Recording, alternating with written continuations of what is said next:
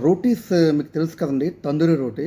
Especially evenings గానీ, late nights గానీ, light food ఎవరైనా తినాలనుకుంటే ఈ రోటీ అనేది చాలా మంచి యాప్ట్ అండి. ఇది తందూరి రోటీ విత్ జీరో ఆయిల్ అనమాట. మీకు తెలిసే కదా! తందూరి దాంట్లో బాగా కాల్చిస్తారు.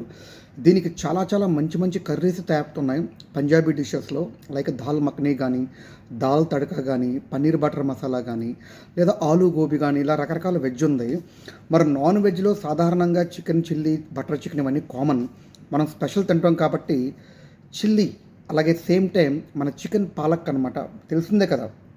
పాలకూర పేస్ట్‌ని చికెన్ కర్రీలో ఏసి చేస్తారు. పంజాబీ టైప్ ఆఫ్ డిష్ అనమాట.